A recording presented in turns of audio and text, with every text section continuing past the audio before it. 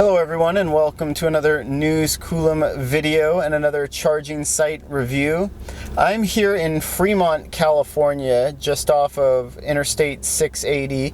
I'm at a new Electrify America charging site that went in next to a Walmart. This is actually just off of the freeway, and I believe it is technically one of their urban chargers, but one of their newer designs where they're 150 kilowatt instead of 50 kilowatt, but because it's that urban charger design, it also has a level 2 charger here as well. So this site is actually, it's 3 BTC Power 150 kilowatt DC fast chargers, and then one of them has a 50 kilowatt CHAdeMO head, and then there's one more J1772 plug. It's a 30 amp, but there's only one head, so it's not like a dual or split head. So technically 4 vehicles could be charging here at a single time. But it's a really nice site in that it's not that far off the freeway, right? Like some of these other sites in Fremont are.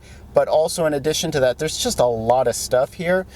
So let's just jump right into a site score. So in terms of accessibility, I'm giving it an 8 out of 10. And the reason it's getting docked twice is, first, this is a retail center that's going to be crowded. It's close to the storefront. For the most part, I mean, this is Fremont, right? I've seen a number of electric vehicles drive by, Teslas, Leafs, everything else.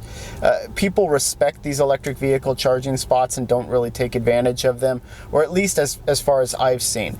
But still, again, this is a busy parking lot and a busy retail center. So if people need these spots, they will park there if they can. And then the other big issue for this, and why it's getting another point docked down to 8 out of 10, is that there's no ability for full pull-through parking. You might be able to squeeze in next to the level 2 AC, but again, that's AC parking. That's not parking that you're going to be able to use to access the DC fast charging, because none of these parking spaces here are full pull-through. So that's unfortunate, but still a decent access score given how close it is to the freeway, so it's 8 out of 10. Now for amenities, I'm going to give this a full 9 out of 10. This has most of what you'd expect. There's a Walmart here, a store for shopping, but then across from the parking lot, there are a lot of other businesses. There are a lot of eateries, a lot of places to sit down and eat, and you're really just a very short walk from a gas station. I don't know the hours for a lot of these stores, but for the most part, at least you're going to have 24-hour security in the parking lot, but in terms of accessing the bathroom, things like that, that might be a question. So really the main thing that it's getting docked for a point for is really just there's no covering to these chargers, and like I said, maybe 24-hour bathroom access is going to be limited, but otherwise it's a strong 9 out of 10 for amenities. Now for site concentration, I consider this dead average. There are 3 DC fast chargers here. It's better than a lot of the sites that we had before 2 or 3 years ago, but that's about it. It's just basic. Now there is one level 2 AC charger that modifies it a little bit, but not much, right? So it's still just an average site, so it's getting a 5 out of 10 for site concentration. Now in terms of location, this is going to get used. This is an important site. Like I said, Fremont, there's a lot of electric vehicles, a lot of EV ownership, in the California Bay Area. And so just on the weight of that alone, I'm going to give this a 7 out of 10 for location, but it's not going to get higher than that. You're surrounded in the Bay Area by chargers. Like this is where people have electric vehicles, and this is where a lion's share of the charging support has been built.